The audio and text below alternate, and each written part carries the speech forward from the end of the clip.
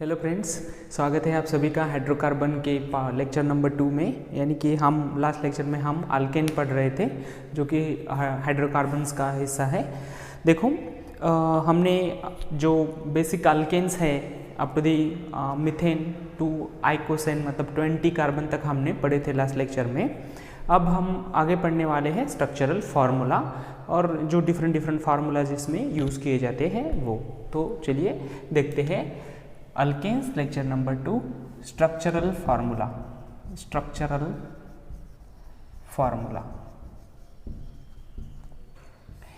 देखो आपको पता है कि स्ट्रक्चरल फार्मूला में क्या करना है। मॉलिक्यूलर फार्मूला जो है किसी भी मॉलिक्यूल्स का मॉलिक्यूलर फार्मूला जो होता है, देखो अगर मीथेन का मॉलिक्यूलर फार्मूला है CH4 तो मॉलिक्यूलर फार्मूला क्या इंडिकेट करता है कि उसमें कितने एटम्स है किसी एलिमेंट्स के, वो उसके नंबर्स बता देता है। अब देखो यहाँ पे कार्बन 1 है और हाइड्रोजन 4 है तो उसको हम लिखेंगे CH4। जब हम ऐसा लिखते हैं तो इसको कहते हैं मॉलिक्यूलर फार्मूला। मतलब इथेन का लिया तो आ जाएगा C2H6, प्रोपेन का लिया तो आ जाएगा C3H8, कुछ इस तरह से। लेकिन ये क्या करता है कि किसी भी जो एलिमेंट्स के एटम्स है, कितने एटम्स इसमें प्रेजेंट्स है पर्टिकुलर मॉलिक्यूल्स में, कितने एटम्स किसी एलिमेंट के प्रेजेंट है वो हमें बता देता है। यहाँ पर 3 कार्बन है और 8 हाइड्रोजन है। इस तरह से इंफॉर्मेशन मॉलिक्यूलर फार्मूला में कन्वे होती है। लेकिन मॉलिक्यूलर फार्मूला एक्चुअल अटैचमेंट नहीं बताता है। इसमें हमें पता नहीं चलता है कि किस तरह की अटैचमेंट्स है वेरियस एटम्स की इन मॉलिक्यूल्स में। तो अगर हमें अटैचमेंट पता करनी है तो उसके लिए हमें स्ट्रक्चरल फार्मूला लगेगा। यानी कि स्ट्रक्चरल फार्मूला क्या होता है कि जिस फार्मूला में एक्चुअल अटैचमेंट हमें पता चलती है, जो कि डिफरेंट एटम्स है उस मॉलिक्यूल्स में, उनकी एक्चुअल अटैचमेंट जो होती है वो हमें पता चलती है स्ट्रक्चरल फार्मूला में। देखो अब हम स्ट्रक्चरल फार्मूला लिखते हैं मीथेन का। तो मीथेन का स्ट्रक्चरल फार्मूला कुछ इस तरह से आएगा। देखो मीथेन का जो कार्बन है वो मीथेन अल्केन है, तो अल्केन में हाइब्रिडाइजेशन जो होती है कार्बन की वो sp3 होती है। अभी आपको हाइब्रिडाइजेशन ये पता नहीं होगा तो आप फिलहाल इतना याद रखिएगा कि अल्केन की कार्बन की हाइब्रिडाइजेशन sp3 होती है, sp3 होती है। आपके समझ में अभी नहीं आ रहा हो यस क्या है p3 क्या है, तो आगे हम इसको पढ़ेंगे समझेंगे। फिलहाल आप इतना याद रखिएगा कि ये sp3 हाइब्रिडाइजेशन होता है। जब इसमें sp3 हाइब्रिडाइजेशन होता है पूरे अल्केन में, सभी अल्केन्स में sp3 हाइब्रिडाइजेशन होता है।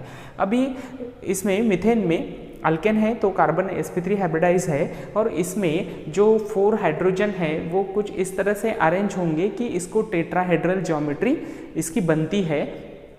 इसको 4 कोवैलेंट बॉन्ड्स होंगे, 1 2 3 4, हाइड्रोजन हाइड्रोजन हाइड्रोजन हाइड्रोजन।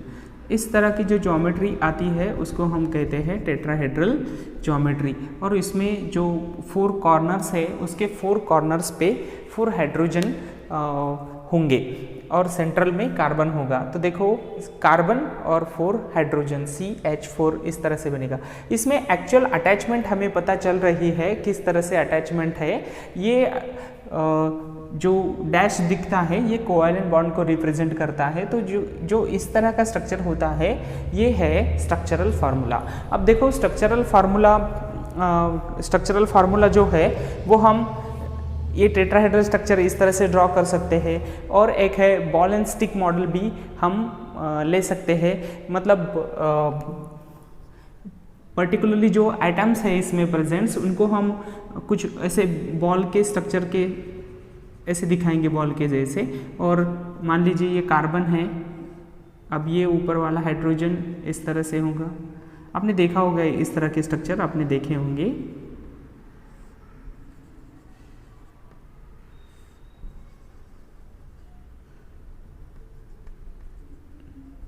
देखो ये जो है ये बॉल और ये स्टिक, इनको हम कहते हैं बॉल एंड स्टिक मॉडल।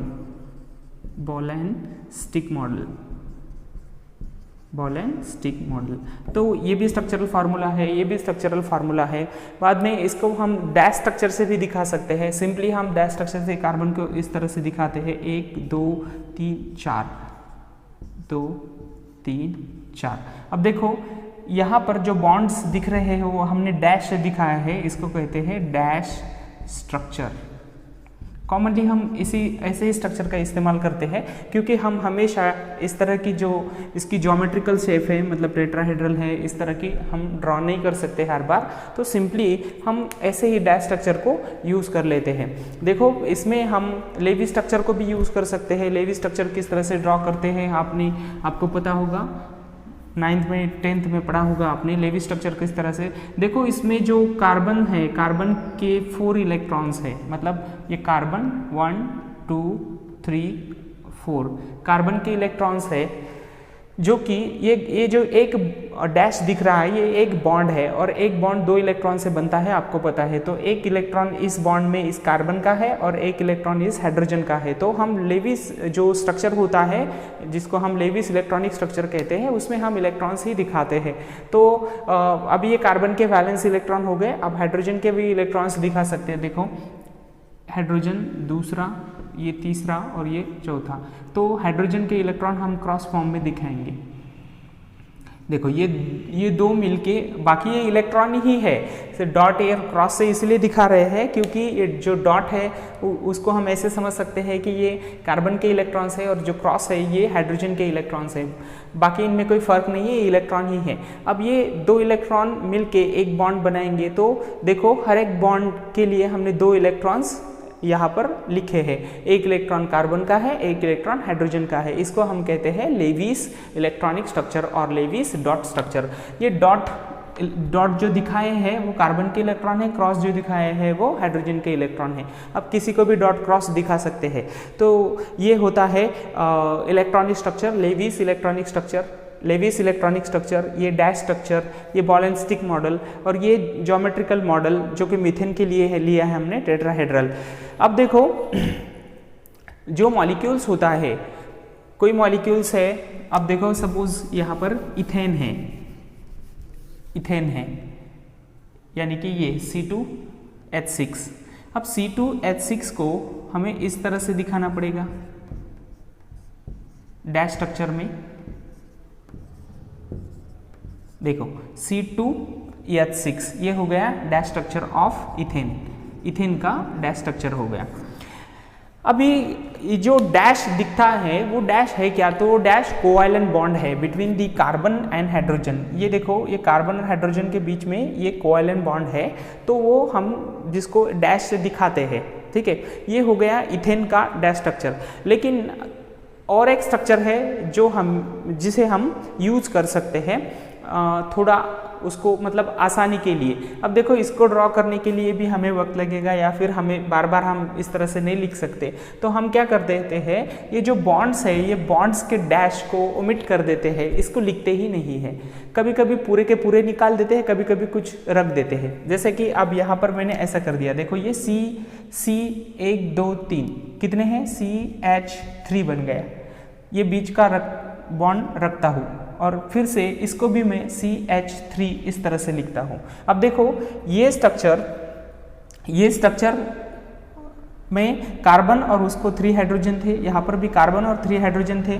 ये बॉन्ड बीच का मैंने एज इट इज़ रख दिया और इधर के जो बॉन्ड्स है उसको निकाल दिया है, रिमूव कर दिया, ओमिट कर दिया है। तो ये जो है इसको हम कहते हैं कंडेंस स्ट्रक्चर। ये भी स्ट्रक्चरल फार्मूला ही है, इसको हम क्या कहेंगे, कंडेंस स्ट्रक्चर। अब ये कंडेंस स्ट्रक्चर जो है ये थोड़ा शॉर्टकट वे है किसी मॉलिक्यूल को लिखने का। ऐसा क्यों कर रहे हैं हम, क्योंकि हम बार बार बड़े बड़े स्ट्रक्चर नहीं लिख सकते, तो हमने यहाँ पर जो बॉन्ड्स थे उसको निकाल दिया और शॉर्टली लिख दिया। अब मैं इसको इस तरह से भी लिख सकता हूँ, देखो ये भी बॉन्ड आप निकाल सकते हो, CH3 ऐसे भी निकाल दिया तो भी चलेगा। तो ये इसमें समझ में आता है कि इसमें अटैचमेंट है, क्योंकि कार्बन की वैलेंसी हमेशा 4 ही होगी।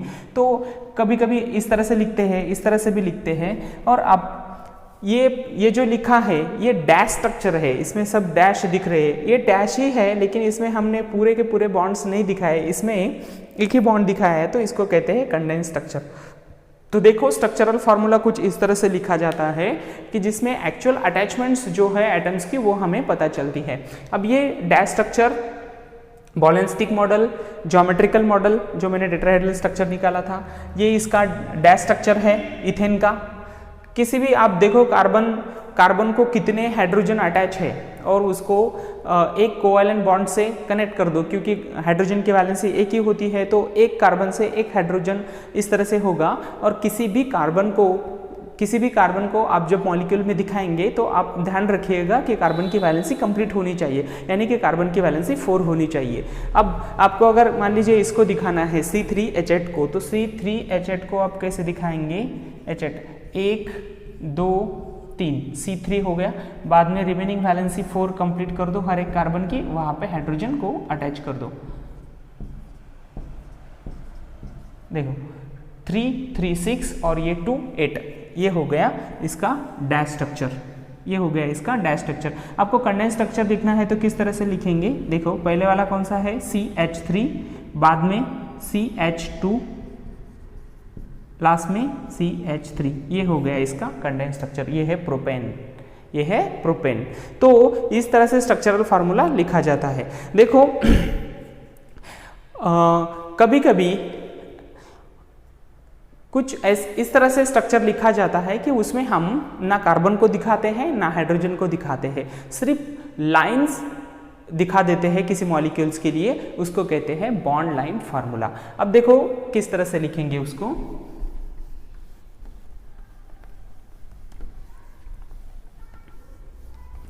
अभी देखो ये जो इथेन है यानी कि CH3 प्रोपेन है, CH2 CH3, ये जो प्रोपेन है इसको हम इस तरह से भी दिखा सकते हैं। अब देखो इसमें सिर्फ हमने लाइंस ड्रॉ की हुई है, इसमें जिगजैग लाइंस ड्रॉ करते हैं। अब देखो इसमें लाइन जो यहाँ पर मतलब दो जो लाइंस मीट करेंगी वो पॉइंट होता है CH2, मतलब ये जहाँ पर दो लाइंस ऐसे मीट करेंगी, दो लाइंस आएगी कनेक्ट हो जाएगी, ये पॉइंट होता है CH2, और जो टर्मिनल होता है वो होता है CH3। तो देखो ये क्या बन गया, CH3 CH2 CH3, ये जो पॉइंट है। अब देखो यहाँ पर कार्बन है, यहाँ पर भी कार्बन है और यहाँ पर भी कार्बन है। अब इनकी वैलेंसी कंप्लीट करने के लिए आप कितने हाइड्रोजन लगाओगे, 1 2 3, यहाँ पर 1 2 ऑलरेडी है, 1 2, क्योंकि ऑलरेडी 2 बॉन्ड है ना, 1 और 2, ये 2 लगा दिए, 1 2 3। तो देखो ये CH3 CH2 CH3 कुछ इस तरह से बनेगा। तो अगर जिगजैग फॉर्म में हम फार्मूला को लिखते हैं तो उसको बोलते हैं बॉन्ड लाइन फार्मूला। अब देखो ये हो गया प्रोपेन, ये क्या है CH3, टर्मिनल जो होगा वो क्या होगा CH3 होगा। दो लाइन जहां पर कॉर्नर्स में मिलती है वो होता है CH2, तो ये होगा CH2, ये CH3, ये हो गया CH2 और ये हो गया CH3। देखो ये बन गया प्रोपेन। तो प्रोपेन को हम कुछ इस तरह से लिखेंगे, इस तरह से, ये हो गया बॉन्ड लाइन फार्मूला, इसको कहते हैं बॉन्ड लाइन फार्मूला, जिसमें जिगजैग लाइंस बनाई जाती है। अब देखो मैंने इस तरह से बना दिया, तो इसमें कितने कार्बन है, 1 2 3 और 4, कितने कार्बन है, 4 कार्बन है, 4 कार्बन 1 2 3 4 कार्बन हो गए। अब देखो यहाँ पर कार्बन है कितनी, टर्मिनल ग्रुप कौन सा होता है CH3, तो ये CH3, ये भी कौन सा हो गया CH3। दो लाइन जहाँ पे मीट होती है, जहाँ पे कनेक्ट होती है वो क्या होता है CH2, ये क्या होता है CH2। तो ये देखो क्या बन गया, ये बन गया ब्यूटेन, C4H10 यानी कि ब्यूटेन। तो ये फार्मूला हो गया ब्यूटेन का, मतलब बॉन्ड लाइन फार्मूला हो गया ब्यूटेन का। तो कुछ इस तरह से स्ट्रक्चरल फार्मूला होता है। देखो हमने कितने फार्मूले अभी अभी सीखे हैं। बॉल एंड स्टिक मॉडल, जिसमें हम एटम्स को बॉल के तौर पर दिखाते हैं और जो कनेक्टिविटी है उनकी जिनके बॉन्ड्स है एक दूसरे के साथ वो स्टिक से दिखाते हैं, तो कहते हैं ball and stick model. Geometrical model जैसे टेट्राहेड्रल दिखाया था मीथेन के लिए। उसके बाद लेविस इलेक्ट्रॉनिक रिप्रेजेंटेशन या फिर लेविस स्ट्रक्चर जो है जिसमें हम वैलेंस सेल के इलेक्ट्रॉन्स को रिप्रेजेंट करते हैं डॉट से या फिर क्रॉस से। उसके बाद डैश स्ट्रक्चर, जिस ये डैश स्ट्रक्चर है जिसमें कोवैलेंट बॉन्ड जो है वो डैश से दिखाए जाते हैं। कंडेंस स्ट्रक्चर जिसमें हम कुछ बॉन्ड्स को निकाल देते हैं, दिखाते ही नहीं है जो कोवैलेंट बॉन्ड्स है, और शॉर्टकटली उस मॉलिक्यूल्स को लिख देते हैं, उसको कहते हैं कंडेंस स्ट्रक्चर। ये जो है कंडेंस स्ट्रक्चर है ब्यूटेन का, ये स्ट्रक्चरल फार्मूला है, ये कंडेंस स्ट्रक्चर है। और उसके बाद सिर्फ जिगजैग लाइन से अगर हम किसी मॉलिक्यूल्स को दिखाते हैं तो वो होता है बॉन्ड लाइन फार्मूला। ठीक है, तो देखो थोड़ा सा एक एग्जाम्पल को प्रैक्टिस करते हैं।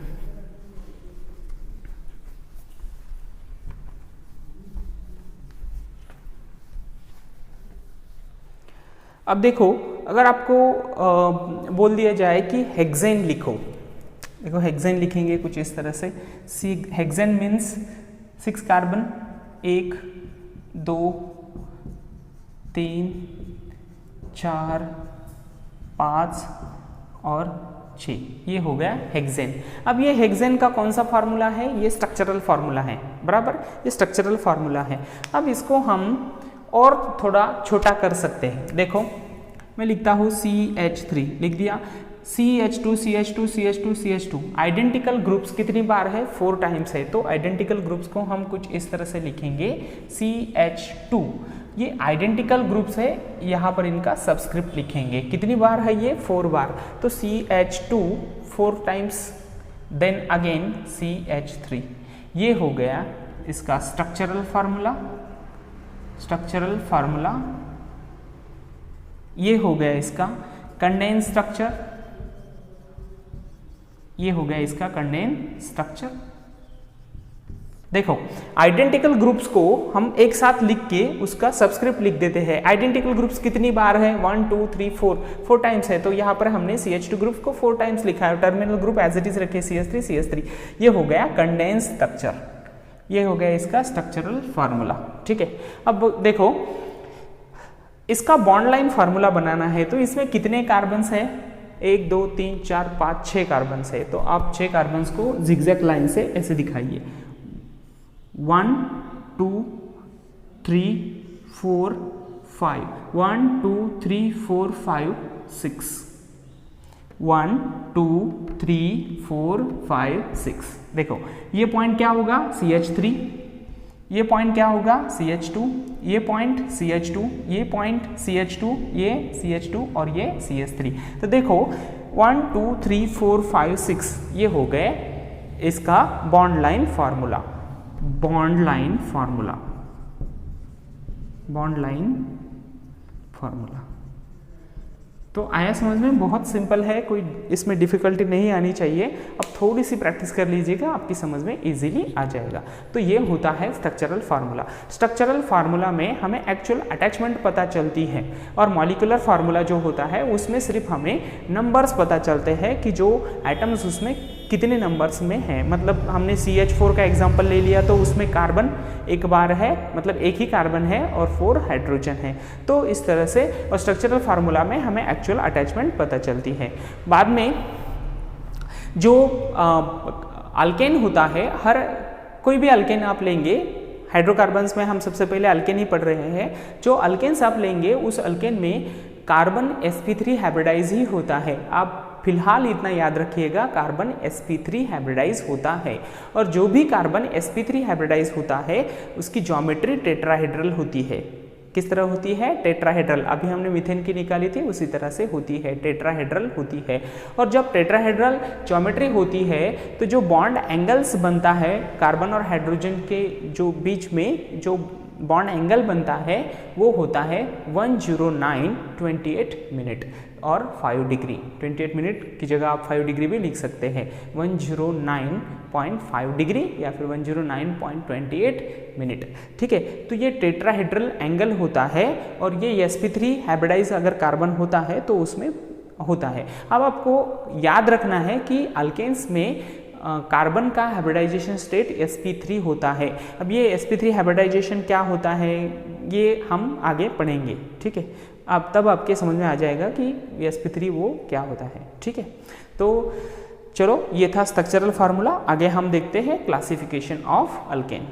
तो चलिए समझते हैं पहले कि अल्केन्स के टाइप जो होते हैं वो होते हैं straight chain alkanes and branch chain alkane. इसमें देखो सबसे पहले स्ट्रेट चेन अल्केन्स क्या होता है। स्ट्रेट चेन अल्केन में each carbon atom is not attach to more than 2 other carbon atoms.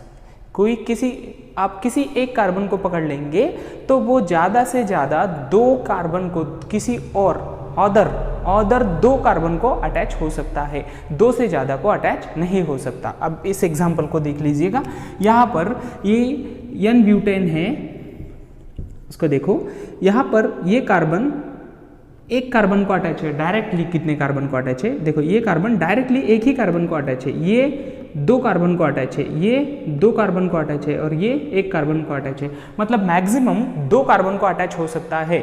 अगर कोई कार्बन मैक्सिमम 2 कार्बन को अटैच है तो उसको हम कहते हैं कि ये स्ट्रेट चेन अल्केन है या फिर नॉर्मल अल्केन है। देखो ये 1 को ही है, ये 2 को है, ये 2 को है, ये 1 को है। मतलब ज़्यादा से ज़्यादा 2 को हो सकता है, 1 को या फिर मैक्सिमम 2 को अटैच हो सकता है, 2 से ज़्यादा को अटैचमेंट नहीं होती है। जब 2 से ज़्यादा की अटैचमेंट नहीं होती तो उसको हम कहते हैं स्ट्रेट चेन अल्केन या फिर नॉर्मल अल्केन। अब ये नॉर्मल अल्केन है तो इसके आगे हम n लगा देते हैं कॉमन नेम सिस्टम में। ये 4 कार्बन है तो ब्यूटेन हो गया, और नॉर्मल है स्ट्रेट चेन है तो उसको हम कहेंगे n ब्यूटेन, ठीक है। आया समझ में। किसी भी एग्जाम्पल में आपको वो इसको देखना है कि कार्बन ज़्यादा से ज़्यादा अगर 2 ही कार्बन को अटैच है, किसी भी कार्बन को आप देख लीजिए, जैसे ये इसको देखेंगे तो 1 ही कार्बन को अटैच है, इसको देखेंगे तो ये 1 और ये 2 को अटैच है, इसको देखेंगे ये भी 2 को अटैच है, इसको देखेंगे तो 1 को अटैच है। मतलब ज़्यादा से ज़्यादा 2 को ही अटैच है तो उसको हम स्ट्रेट चेन अल्केन्स कहेंगे। या फिर अगर 2 से ज़्यादा को अटैच होता है तो वो होता है ब्रांच चेन अल्केन्स। तो ब्रांच चेन अल्केन्स में कोई कार्बन अगर 2 से ज़्यादा कार्बन को अटैच है तो उसको हम ब्रांच चेन अल्केन कहते हैं। देखो इसमें ऐसा है CH3 CH CH3 CH3, इस तरह से इसमें ब्रांचिंग हो जाएगी। अब देखो ये कार्बन कितने कार्बन को अटैच है, डायरेक्टली 1 को है, ये भी 1 को है, ये भी 1 को है, लेकिन ये वाला 3 कार्बन को डायरेक्टली अटैच है, 1 2 3। स्ट्रेट चेन में 2 से ज़्यादा कार्बन को डायरेक्ट अटैचमेंट नहीं होती है, और ब्रांच चेन में कम से कम 1 कार्बन किसी 2 से ज़्यादा कार्बन को अटैच हो सकता है। ये 1 को है, ये भी 1 को है, ये भी 1 को है, लेकिन ये 3 कार्बन को अटैच है, तो इसका मतलब ये ब्रांच है। आपको भी दिखता है ये क्लियरली कि ये स्ट्रेट जो नॉर्मल चेन है उस पर एक ब्रांचिंग आई हुई है। तो ठीक है, ये हो गया इसका ब्रांच। अब इसको स्ट्रेट पकड़ लेंगे तो इस पर ब्रांचिंग हो गई, अब इसको स्ट्रेट पकड़ लेंगे तो ये इस पे ब्रांचिंग हो गई। तो कोई ना कोई 2 से ज़्यादा कार्बन को अटैच होता ही है। जैसे कि ये है, ये इसने डायरेक्ट अटैचमेंट देख लीजिए इसकी, ये 1 2 और 3 कार्बन को डायरेक्टली अटैच है, तो इसको कहते हैं ब्रांच चेन अल्केन। तो straight chain alkane, branch chain alkane आप इजीली पहचान सकते हैं। अगर आपको 2 से ज़्यादा कार्बन किसी भी कार्बन को आप पकड़ लेंगे और मैक्सिमम वो 2 ही कार्बन से अटैच है तो वो स्ट्रेट चेन अल्केन है, और किसी में 2 से ज़्यादा कार्बन से अटैचमेंट है, डायरेक्ट अटैचमेंट है, तो उसको आप कहेंगे कि ब्रांच चेन अल्केन है। कुछ ब्रांच चेन अल्केन्स को हम और क्लासीफाई करते हैं, ज़्यादा दूर तक नहीं, अप टू द 6 कार्बन तक इस तरह से फिर से क्लासीफाई कर सकते हैं ब्रांच चेन अल्केन को। नंबर 1 वो है आइसोअल्केन एंड नियोअल्केन। अब देखो आइसोअल्केन क्या होता है। अगर सेकंड नंबर के कार्बन को कोई मिथिल ग्रुप अटैच है, जैसे ऐसा है CH3 CH3, ये इस साइड से भी आएंगे तो सेकंड हो गया, इस साइड से भी आएंगे तो सेकंड हो गया। अगर किसी सेकंड नंबर के कार्बन को, ये सेकंड नंबर का कार्बन इधर से आए तो भी सेकंड होता है, इधर से आए तो भी सेकंड होता है। सेकंड नंबर के कार्बन को अगर मिथिल ग्रुप अटैच होता है तो उसे हम कहते हैं आइसोअल्केन। अब देखो इसमें क्या हो गया, कि ये इसको हम कहेंगे आइसोब्यूटेन। आइसोब्यूटेन ये कॉमन नेम सिस्टम होता है आइसो। 1 2 3 4 कार्बन है तो 4 कार्बन मतलब ब्यूटेन हो गया। और यहाँ पर ब्रांचिंग है और सेकंड नंबर का जो कार्बन है वो मिथिल ग्रुप को कैरी करता है तो उसको हम कहेंगे आइसो अल्केन। ये और ये अल्केन कौन सा है? ब्यूटेन, तो आइसोब्यूटेन। मान लीजिए ऐसे 1 CH3 here CH2 CH2 CH3 ये 1 2 3 4 5 6 ये हो गया आइसोहेक्सेन। आइसोहेक्सेन जैसे सेकंड नंबर का कार्बन मिथिल ग्रुप को कैरी करता है तो ये हो गया आइसो, और 6 कार्बन है इसमें तो आइसोहेक्सेन, ये आइसोब्यूटेन। अब जो नियो होता है इसी तरीका है। नियो में सेकंड कार्बन जो होता है उस पे 2 मिथिल ग्रुप अटैच होते हैं। अब देखो ये इस तरह का है CH3C CH3 CH3 CH3, यहाँ से जाएंगे या फिर यहाँ से जाएंगे, कहीं से भी जाएंगे तो ये सेकंड नंबर का कार्बन है 1 2 1 2 1 2 1 2, कहीं से भी जाएंगे तो 1 2। तो सेकंड नंबर के कार्बन पे अगर 2 मिथिल ग्रुप अटैच होते हैं तो उसको कहते हैं नियो अल्केन। अब देखो नियो, ये नियो और इसमें कितने कार्बन है 1 2 3 4 5, ये हो गया नियो पेंटेन। नियो पेंटेन तो बहुत आसान है, ज़्यादा दूर तक ये यूज़ नहीं करते, अप टू 6 कार्बन ही ये यूज़ करते हैं ब्रांच चेन को आइसो अल्केन और नियो अल्केन इस तरह से भी क्लासीफाई करते हैं। देखो सबसे पहले अल्केन का क्लासिफिकेशन आप 2 तरह से करेंगे, एक स्ट्रेट चेन अल्केन और दूसरा branch chain alkane. Straight chain alkanes में मैक्सिमम कोई कार्बन मैक्सिमम 2 कार्बन से ही अटैच हो सकता है, और 2 से ज़्यादा कार्बन को अगर अटैच होता है तो वो होता है ब्रांच चेन अल्केन। और ब्रांच चेन अल्केन में भी हम आइसो अल्केन और नियो अल्केन कुछ इस तरह से क्लासिफिकेशन कर सकते हैं अप टू 6 कार्बन। तो सेकंड पोजीशन पे अगर मिथिल ग्रुप अटैच है तो उसको आप कहेंगे आइसो अल्केन, और अगर सेकंड पोजीशन पे 2 मिथिल ग्रुप अटैच है तो उसको कहेंगे नियो अल्केन। देखो जब किसी अल्केन से हम एक हाइड्रोजन को निकाल देते हैं, मान लीजिए अब मीथेन है, मीथेन से एक हाइड्रोजन को निकाल देंगे तो ये हो गया CH3। तो जब अल्केन से हम हाइड्रोजन को निकाल देंगे तो अल्किल बन जाएगा। क्या बन जाएगा? अल्केन से एक हाइड्रोजन निकाल दिया, कहीं से भी निकालो, एक हाइड्रोजन निकाल दिया तो वो अल्किल हो जाएगा। मतलब जो पहले CH4 था ये अल्केन है, यानी कि मीथेन है, अल्केन लास्ट में ये नहीं आएगा, और हमने इसमें से एक हाइड्रोजन निकाल दिया तो ये बन जाएगा मिथिल। मिथिल मतलब अल्किल बन गया। तो देखो ये मिथिल ग्रुप है, CH3 मिथिल ग्रुप है। 2 मिथिल ग्रुप सेकंड नंबर के कार्बन को अटैच है तो वो नियो अल्केन है, और एक है तो वो आइसो अल्केन है। तो इस तरह से अल्केन का क्लासिफिकेशन करते हैं। इसके आगे का जो पार्ट है वो हम नेक्स्ट लेक्चर में पढ़ेंगे। Thanks for watching, thank you.